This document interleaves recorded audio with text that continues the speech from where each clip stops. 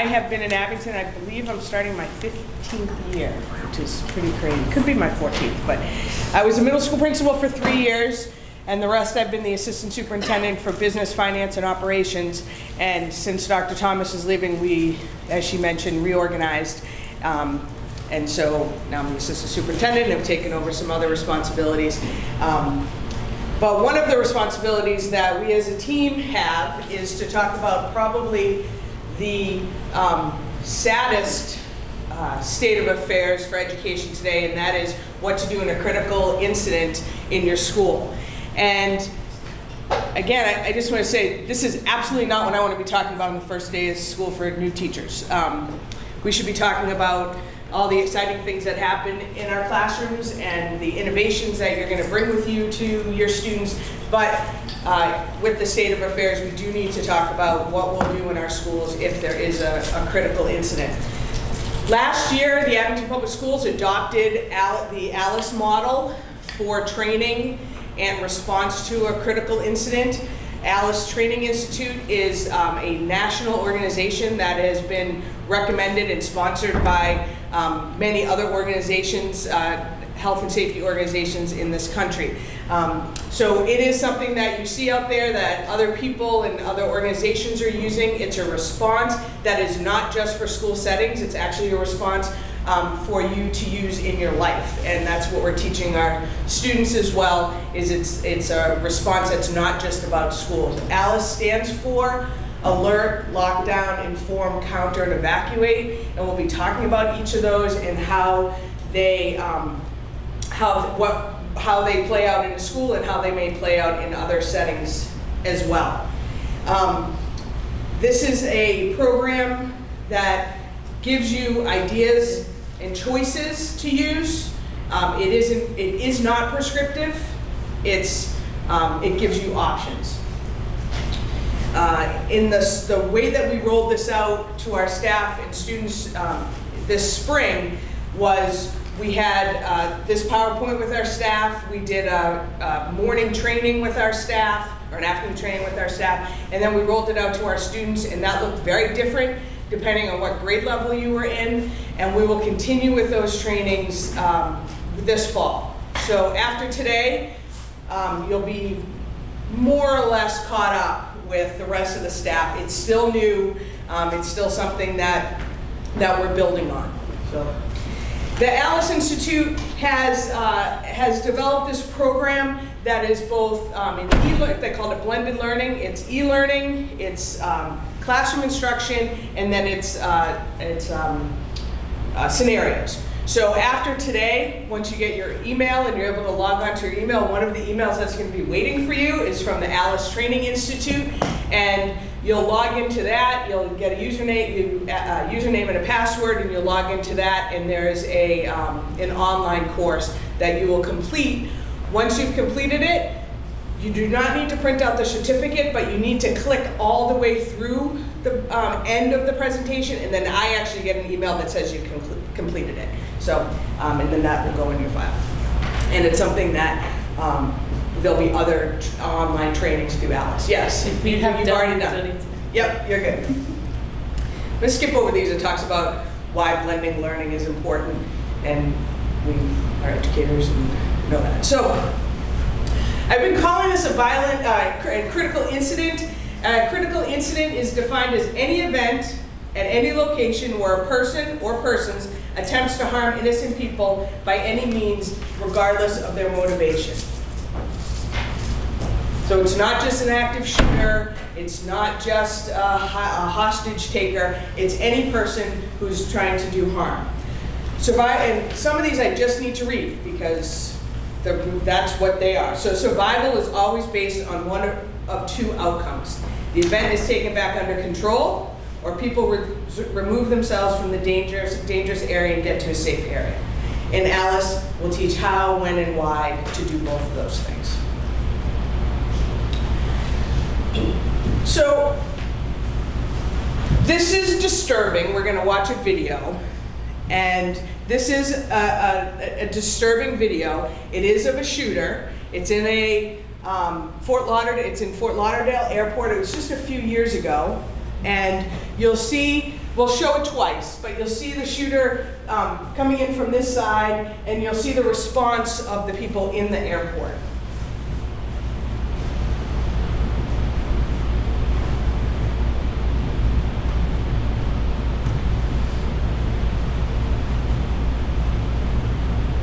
Blue shirt.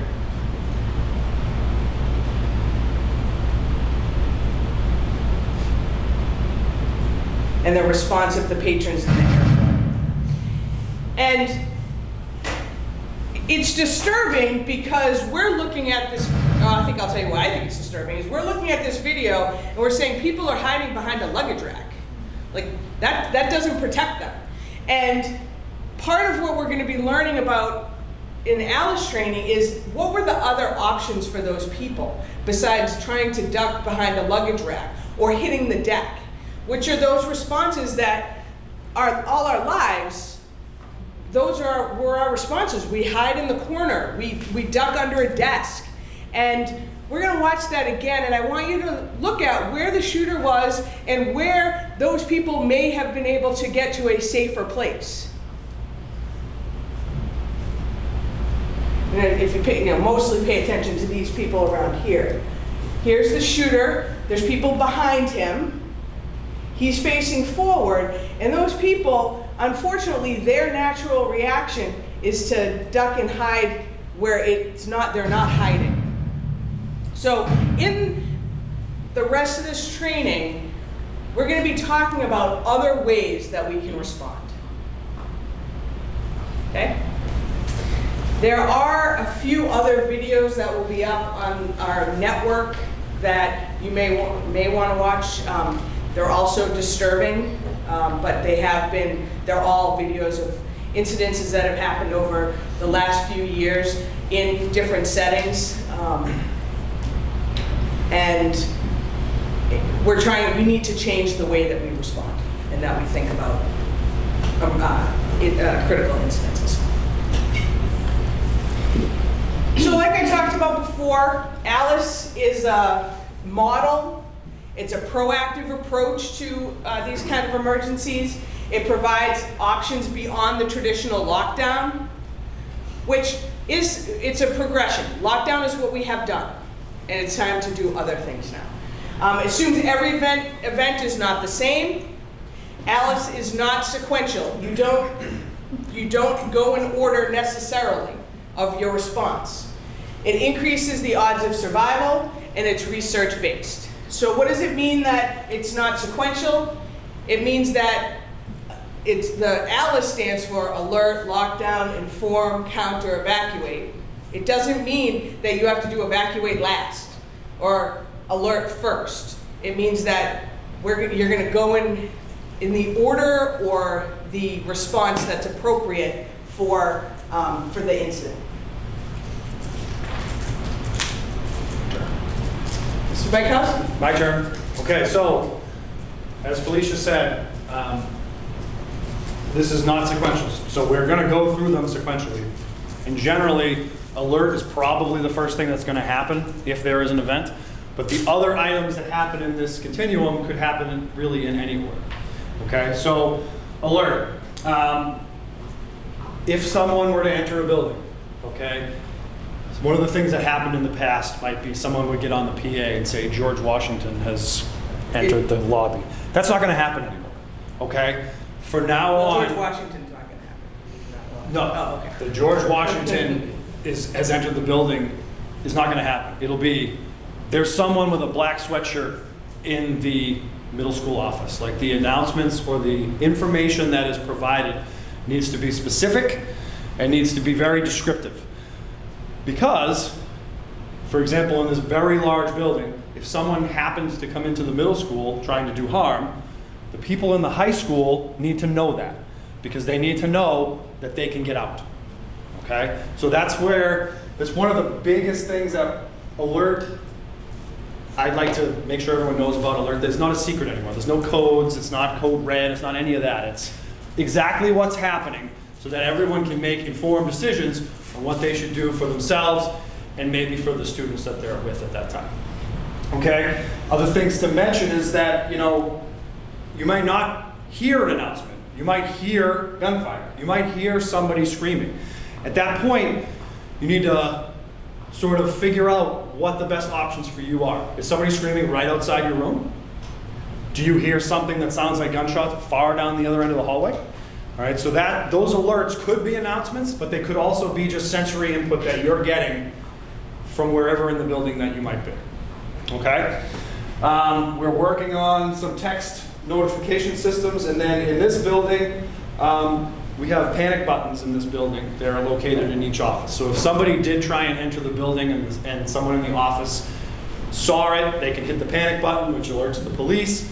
It also has a really awesome recorded sound of me saying where the building is in lockdown, okay? And then it also will turn the projectors on and let everybody know that we're in lockdown. So in this building, that happens. We haven't been able to push that to the other buildings, maybe in the future, but for now, in this brand new space, we have those options. So those are all things that, announcements, projectors, all things that might pop up that you can see to alert you of an event.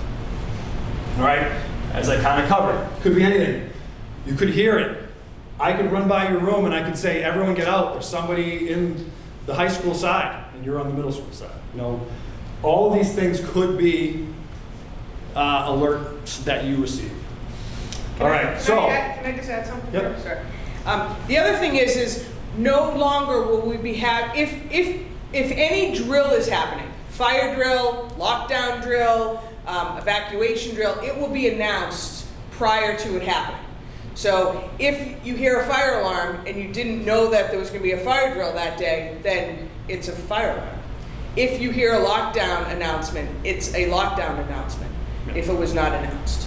So that is a change in practice from what many of us were used to, and that was instituted this spring as well. That's a good point. Okay, so lockdown. So in the past, lockdown has been, lock the door, pull the shades, and go hide in the corner. All right, that's not the most effective way to save the most people. All right, so what we're changing, we're still using the same lockdown terminology, but the point now is to try and protect yourself even more. So the options that you may have, for example, I mentioned a minute ago, what if somebody was outside your room and you knew someone was there?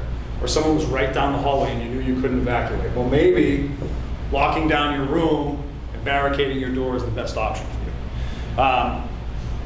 you. You need to decide that in the time. Like, I can't tell you that that's the choice that you need to make on any given day.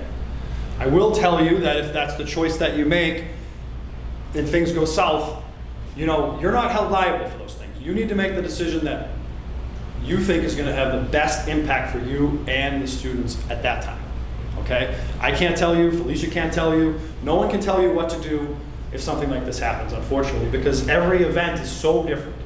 Okay? But this is one of the options. So, barricading the door. You can see these students are starting to build a little wall in front of the window, in front of the door, and I think we have some more pictures in a minute about that. Spreading out in the room with counter devices. So, counter devices. Even though it's kind of silly and small, this is a counter device, because if I throw this at your face, you are going to duck, okay? And someone who may be trying to harm you and maybe has a weapon can't hit you if they're going like this, okay? So it could be this, it could be a laptop, okay? It could be anything that's in your room, staples, books, textbooks, any of that stuff is an item that you could use to throw at someone, confuse them, disorient them, and help you survive this situation. All right? Do not huddle. All right? If everybody's in the corner, and the statistics say in old events that have happened prior to people implementing Alice, everyone hides in the corner. Once someone gets in the room, everyone's in the corner. It's not hard to hit them. Okay? If everybody's spread out and everybody's countering with something they're throwing at the person, it's going to lower the chances of anybody being hit. Never mind everybody being hit because they're huddled in the corner. Okay?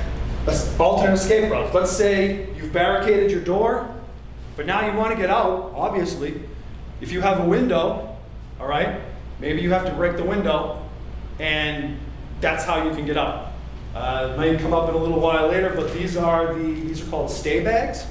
These are located in every classroom. one of the items in this stay bag is a little hammer here that's used to break windows. So if you were breaking a window in the room, you would use that little hammer, or you could use a chair or something, and you want to hit it up in the corner, okay? If you hit it in the middle, the window will generally bounce back at you, okay? But if you hit the window in the corner, it will break. Then you can use a chair or something to clear the glass out, and then you're out the window, okay? Now, if you're on the second floor, maybe that's not the best idea. However, what you can kind of do is if you can get out the window and you can hang and drop down, all right, land kind of softly on the side and roll, all right, that might be the best bet, even if you're on the second floor. I don't think you want to just take a running start and go out the window. That's probably not going to be great for anybody. But again, if that's the right choice, that's the right choice. All right? Do not open the door for anybody. You don't necessarily know who it is, unless the person out there can absolutely 100% prove to you that they're a police officer by showing their badge or you know their face, okay? Don't open the door, okay? Until you are 100% sure the situation is safe. Dial 911. So every classroom in the district has a phone. You can dial 911. All you have to do is dial 911. You don't have to dial 911. If you are dialing an outside line, you actually use 8, okay? But you don't have to use 8. If you want to dial 911, just hit 911, and it calls emergency services, okay? And then first aid supplies are also included in that stay bag. There's not, a full gamut of items, but there should be some things that in an event could help you. Okay, glass.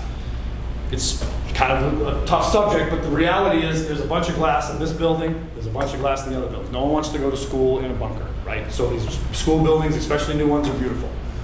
Then they have a ton of glass.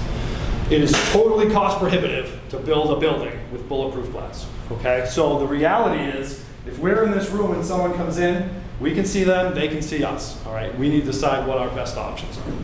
Probably, it might, well, I don't know, it might be going out that way, getting out the back door. It might be going out if they're not right there, all right? But there's glass in the classroom. So one of the things that you can think about doing, and actually they did it here, is they're covering the glass.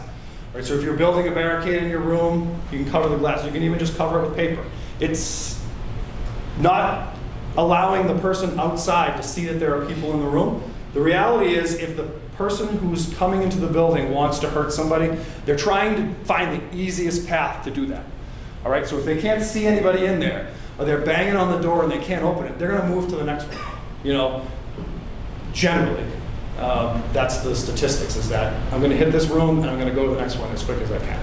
Because they're coming in to try and do as much harm as they can. But again, the glass thing, there's glass, don't expect the glass to protect you.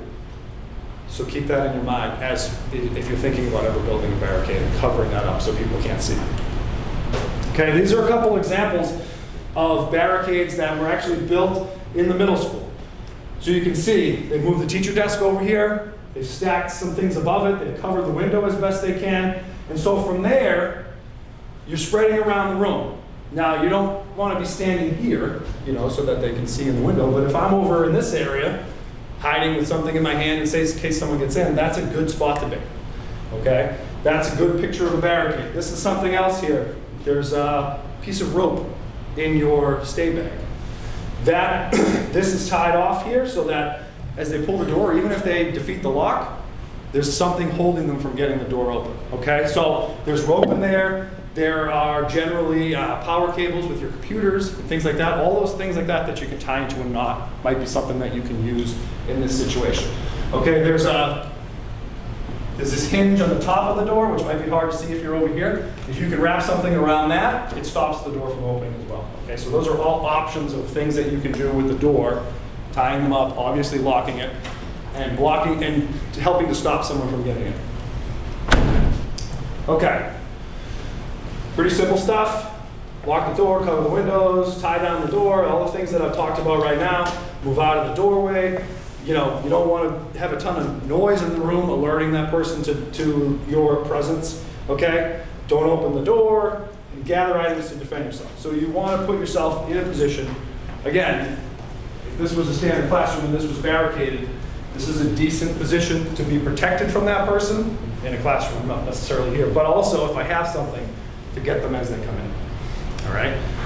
That's the end of... Did you want to talk about lockdown keys here? And Yeah, oh yeah, so that's a good point. So in this building, every classroom has a lockdown key. And that lockdown key allows you to lock the door from the inside. Okay, so in the event that there's a situation, you can use that lockdown key to lock yourself into your room in this building. In the other buildings at Woodsdale and at Beaverbrook, there's a magnet. I should have brought one, but there's a yellow magnet on the door. So the door is always locked at those buildings. And that magnet blocks the door from closing itself. So in the event that you wanted to lock your room, you open the door, you remove the magnet, and the door locks. Okay? And then you can just put the magnet wherever it is. So that's just something to keep in mind too. In Beaverbrook and Woodsdale now, the door is always locked. Okay? But that yellow magnet keeps it from actually closing and being locked during the day, unless there's an event where you need to do that. Okay? Sheriff's time. Thank you. Okay, the next piece is inform. So the I in Alice is the inform, and this is very similar to the alert. It just keeps the information continuous and it keeps it going. So if you're in this building and there's an intruder at the high school, keep the information going because it'll give people options at the middle school or at one of the different levels at the high school. So the information could be the person in the black sweatshirt with the gun is running up to the second floor at the high school. That gives this whole region over here an opportunity to figure out whether they want to barricade. Probably the best thing would be to evacuate. If he's over there, you can get out of the building. It just gives you some options to know what's going on. There's nothing secret about this anymore. It's all continuous. It's what, where, when, who, and how. You could hear it from your neighbor. You could hear it over the PA system. You could get a text. It could be any form whatsoever. And you can give information also. Absolutely. The more information people have, the better. Don't forget, the active shooter coming in wants to get to as many people as possible. That is their goal. Our goal is to survive. Our goal is to do whatever we can, pull from our toolbox and survive. So anytime we inform, we want to make sure it's in plain language. Again, nothing secretive about who, what, where, when, and why. It can be derived from any sense of information. It gives people the opportunity to make decisions. These are your decisions to make. You're not going to hear you're not going to hear Felicia get on the loudspeaker or Rich or the principals or myself and say, you need to do this now. It is all based on where you are, what room you're in, where you are in the building, and what's your best option for survival. Your number one thing is for survival. The next piece is counter, which is the C in Alice. And counter, the biggest thing with counter is you want to interrupt the process. So you want to interrupt the process of the person who wants to do harm. And basically, when we get into the OODA loop here in a second, have you guys heard of the OODA loop? Okay, I'm gonna get into that in a second.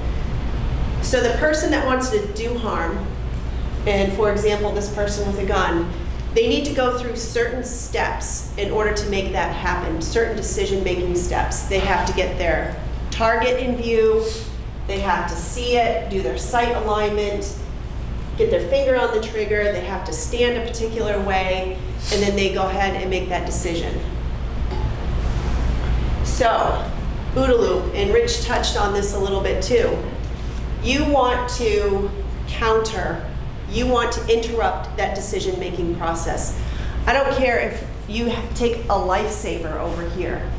If I were to toss this at one of you and you didn't expect it, you're gonna flinch. It doesn't matter if it's a hammer, a lifesaver, it doesn't matter. People naturally flinch, and that's what you want to do. That's counter. Grab a stapler, grab a pen, grab a pencil, whatever it is. It doesn't have to be this huge piece of furniture, because really, are we gonna be able to lift it? It could be something small. And so there are phases of an OODA loop. This was developed by John Boyd, who is a military strategist. And they actually use this in the military now. With the OODA loop, there are 4 phases, and these are 4 phases to making a decision that people make. They first have, step 1 is an observation. They look around the room, they make an observation of what's going on. Second, they orient themselves. How am I going to stand? What am I going to do? What's the target? Then they make a decision on what they're going to do, and then they act. So in the case of, say, an active shooter, they're going to observe. They're going to see who their targets are. Then they're going to take their stance. They're going to grip. There's breathing involved, where they're going to go ahead and make that decision on who the target is and where. And again, most cases, they just keep going. That's their number 1 function. Again, they want to get a lot of people. Our target is to survive. And then they act on it, okay? So in terms of a survival strategy to break this OODA loop, this decision-making process, create noise, move around the room, create distance between yourself and the active shooter, put them off balance. Distractions, if you want to throw anything, we're going to talk about swarm in a minute, put them on the defensive, okay? That is your goal. It could take a split second for you to distract them, for you to get out. That's all it takes. You saw how fast the active shooter was at the airport. It was very quick. So everything happens very quickly. So encounter, anything can be used as a weapon. Throw it at the shooter's head to disrupt their aim, create as much noise as possible. Your biggest thing is to distract. Attack in a group, or you might hear the word swarm. And what that means is that people will go up, grab the arms, grab the legs, and pull them down. Somebody comes by, kicks the gun away. So if they do drop the weapon, you never want to pick it up. Because if the cops come in at that point, it looks like you're the person with the gun. So you want to kick it away, and then take something like a trash barrel or a box, flip it upside down over the gun, so that when law enforcement does come in, you can tell them exactly where it is. You don't want anybody touching the weapon at all, because it looks like it's going to be you. And once you commit to your decision, commit. Okay? If you decide to throw something, if you decide to swarm, a group decides to swarm and take them down and hold them down, run around the room, create chaos in there. If you take a look in nature, you don't see fish just hanging out when a shark comes by. They're swimming around, they're dissipating, they're going all over the place. So it's that type of mentality.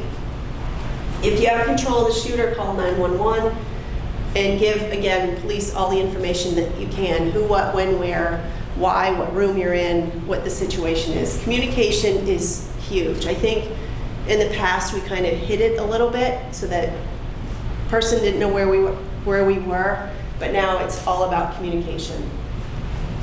And then the biggest thing, the E in Alice, is evacuate. This is the preferred response. So again, if something's going on in the auditorium, it gives a lot of people an opportunity to get out. You know where that shooter is, get out. You have the authority to leave the building. Again, you're not going to hear one of us get on the radio or the intercom and say, hey, do this, do that.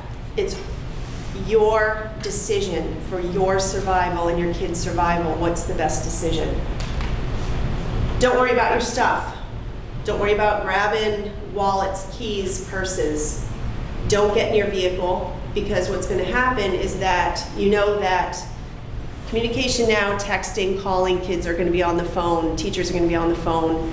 It's going to get around like wildfire, and you have parents coming in and you just want to get to your rally point. Your principals will know where your rally point is, whether going to the Frollo from this building, Beaver Brook, they go into the field there. So please ask your principals specifically where your rally points are. And that's your meeting place. And that's where the kids are going to know to go. And that's where we're going to go as well. We want to, like I said, evacuate to the rally point. In evacuation, we want to remove as many potential targets as possible. We want to get as many people out. This is the preferred response. However, if you're in one of those rooms and you hear that the active shooter is near you, this might not be the best option. You need to make that decision. Maybe it's barricade. Maybe it's getting ready to barricade and counter.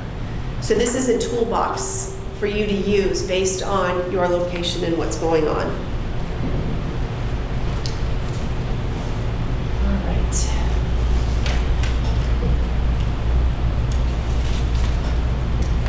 So again, decide if you can safely evacuate. Run in a zigzag pattern. Try not to run in a straight line. Kids should be running in a zigzag pattern. Run as far away from the area to our rally point. Bring something to throw if you need to counter, if you do encounter the shooter, even if it's in the hallway. If you throw something at the active shooter, it's still going to interrupt that OODA loop. As Rich was saying, feel free to break windows and get out. But when you do, think about clearing the glass around so you don't get cut on the way out. If you're on the second floor and it looks like the possibility to jump, you want to hang and then fall. Okay, you don't want to just run out. Rich also talked about the belts that you can use or any electrical cords. You know, you can grab anything in the room, a cord like this to wrap it around the door. Anything you want to use in the room.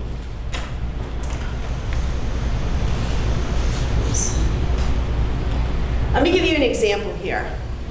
Virginia Tech happened a few years ago, the active shooter. I'm sure you guys remember this, it was all over the news. This is a really good example of different things that people used, different methods they used to be safe.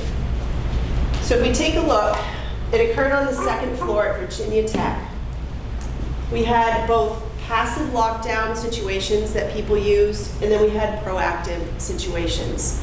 And let's take a look at this. So the shooter came in through the hallway and first entered these two rooms. These two rooms, they went into lockdown, so rooms 206 and 211. 14 students, teachers were present here, and 19 in here. Everybody ducked under desks. Active shooter came in and got as many people as he could.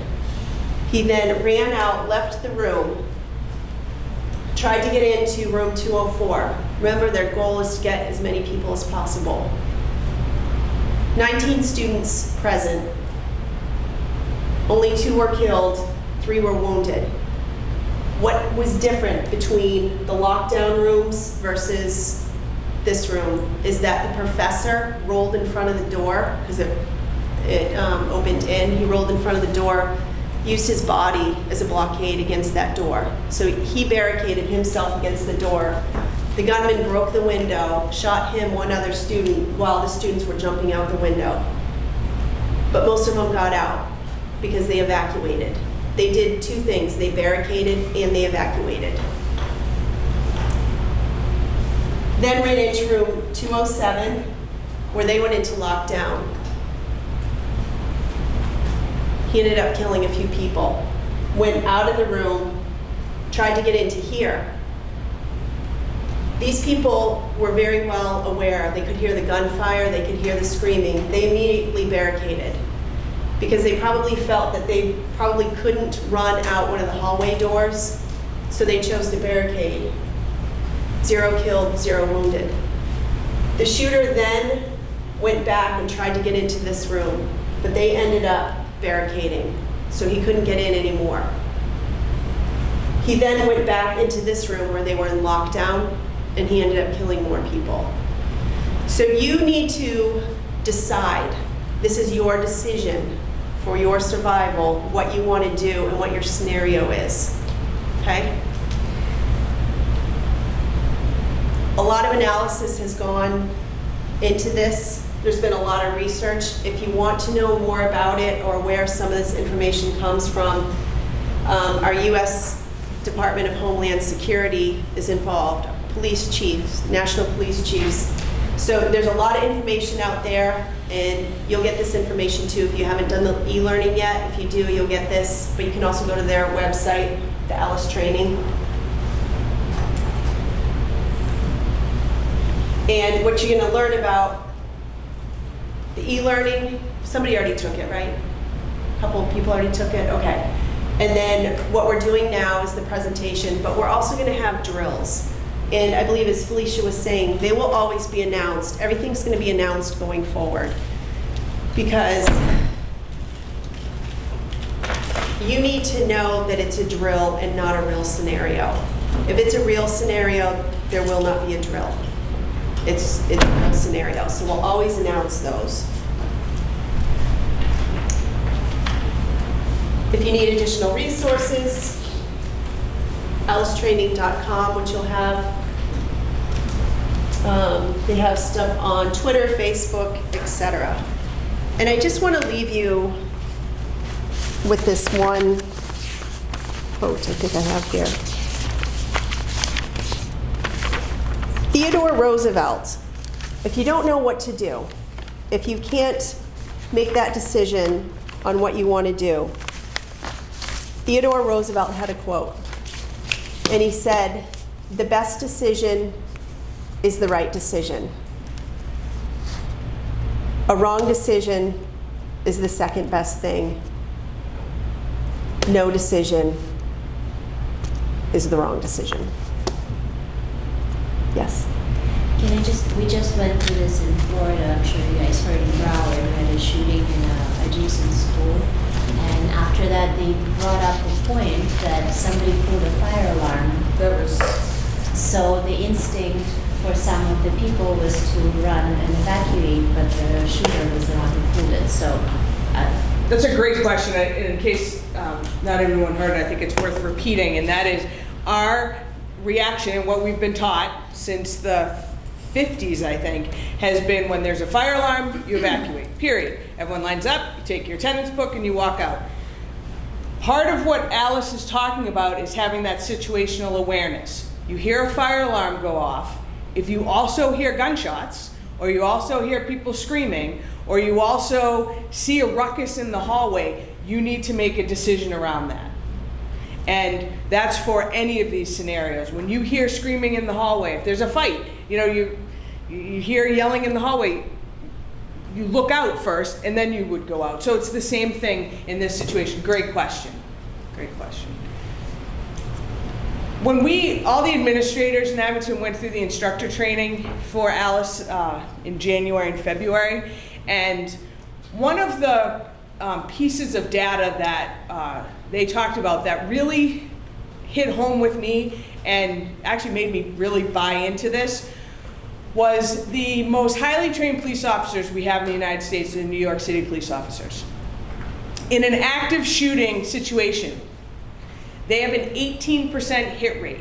So they'll hit 2 out of 10 targets. An active shooter in a school shooting or business shooting has a 80% hit rate. They're the least trained, they're the most angry, but they have such a high hit rate because of the training that we have done previously. And because we're lying on the floor or hiding in the corner. A person who's escaping the police in a shootout aren't running in a straight line to get to the rally point. They're running zigzag, they're hopping fences, they're going under cars. So those are the things that we need to be thinking about when we are faced with these decisions, is how to make it the most difficult to cause harm. We're going to take questions and answers. We're going to take questions, and then we'll hopefully be able to provide the answers. But I just think I feel like I have to say I'm sorry that we have to do this today. And I'm sorry that these are the things that we need to think about. And when we did the training for all of our staff this spring, I could see people's their thoughts, and I couldn't see their thoughts, but I could see what they were talking about and hearing them. And we are being entrusted with our youngest populations, and we need to be equipped with the tools to keep them as safe as possible. So thank you for kind of taking this journey with us for the last hour. I apologize that we have to do it, but I feel like I'm hoping that after this and the e-training and the trainings that we're going to have in our schools, that you will feel better equipped to be able to make those life decisions for yourself and those that are around you. When we did the training, a lot of people right before were, it's a scary thing. It's very scary. But after we went through the drills, we got a lot of feedback saying how empowering it was. And it's not that it's not scary, but now you have a tool, and it's so empowering to be able to have decisions and make decisions and have options. One thing I wanted to mention too is we're obviously at a number of different grade levels in this room. So as we go through training during the year and you learn more about it, you'll see that the reactions that you have with first graders are different from the reactions that you would have with 12th graders. All right, and so you will learn the skills that you need to handle the level of students that you're responsible for. So it's not telling the first graders to build a barricade. You know, it's because they're not equipped to do that type of stuff. But that training will happen at the building level in a way that you can help protect yourselves at those particular locations. And the principals will be going through that with you, so it's age appropriate drills for the kids. And I'm just going to mention two other things. One is the e-learning email that you're going to receive. I would encourage, it's about an hour. There's some videos, questions along the way, and then there's questions at the end. I would encourage you to complete that as soon as you can, if not by probably the end of next week, because it does give you some more information on this. You might have some time even this afternoon. I'm not sure that's necessarily how you want to spend your new teacher orientation, but and then the second thing is we have a network within the Abington Public Schools that you'll also learn how to access the network. And within there's a school emergency file. And within that, we'll have all of this ALICE information. There's also our School Emergency Operation Plan, SEOP. And that's about 200 pages of information around different responses and different incidents that may happen in the school. You'll be signing off on a form that says that you're familiar with that. And so, again, you don't have to study it, you don't have to know everything that's in it, you need to know it's there, and you need to know what's included in it. And that's called the School Emergency Operation Plan. And that's something that is been approved by the school committee. It's not a public document, so you can't find it on the Abington Public Schools website, because it has to do with the responses that we will do here in Abington and our schools. So familiarize yourself with what's included in that. And it ranges from critical incidents like this to field trips to gas leaks and bomb threats and health issues within your classroom, so on a broad level. So SEOP. We have a few minutes for some questions. We had one on, yes? Okay. If you've done the e-training in another district, you still have to. You do, because then you're in our system, and in January there'll be round 2 of a second portion of e-learning, and you have to have completed the e-learning within our module. Yes. So I know, like, on the first day of school, like in high school and stuff, like your teacher tells you, okay, this is like the fire evacuation plan, this is where you're going, this is like what our classroom does. So is this something that we would be laying out for our students? Like, okay, first day, like, just so you know, in case of a critical incident, like, this is what our... Great question. And the answer is yes. You'll be talking about where the school rally point is, you'll receive that information from your school administration, where your group is going to meet. One of the things that we talk about in ALICE, and we didn't touch on it here, but especially for the younger students, that we're telling them to get out of here. Like, get out of the building. High school kids, middle school, get out of the building. In an emergency, you're going to get out. And in fire drills, we walk out in a single file line. That's what we've taught. In this kind of evacuation, we are getting out. And that might mean you might not have all 24 of your students with you as you exit the building. But the students need to know we're going to rally at the Frollo. That's where we're all gonna go from this building in case of an emergency. And if you have younger students, and they'll know where their rally point is, and at Beaverbrook, it is. It's Frollo. It's in Frollo. The Abington Gates. And if for some reason, one of your students along the way stops to smell the pine tree and doesn't make it there, within 5 minutes of an emergency happening, there's gonna be 300 police officers converging on Abington, and they'll find that child. At least they're out of the building and safe. So that's a really great question to ask your mentor about what is covered on the first day in the different schools, what's be covered in your faculty meetings on Monday as well. Other questions? Yes. I actually did the Alice training last year through Edmonton as a North River employee. Does that include the e-link you're talking about? I think if you did the e-learning through North River Collaborative through Abington, then you should be all set. If you'll Okay. just send me an email. I didn't know if that was something additional you learned online. Or Did is that you do just that? You online? did the e-learning portion. The online, Online, yep. videos. And, Yep. Okay, yeah. Yep, so, She was with us. okay, so you're all set. Yeah. And many districts in the surrounding area have adopted Alice. Great question. It is either Alice or a modified Alice. Some districts have built their own evacuation lockdown program. About, what was the percentage across the country? 25% have adopted Alice as their model. It is, the research absolutely supports this type of response. Alice is a corporation. They make money off of this, but their model is really good and really solid. But a lot of districts have something, if not Alice, something similar. People call it modified Alice, modified evacuation. And it's also important, again, to reiterate, this is not just for schools. This is for, you're at the mall, you're at the movie theater, you're That's at a a good point, business. You can use it anywhere. Use it everywhere.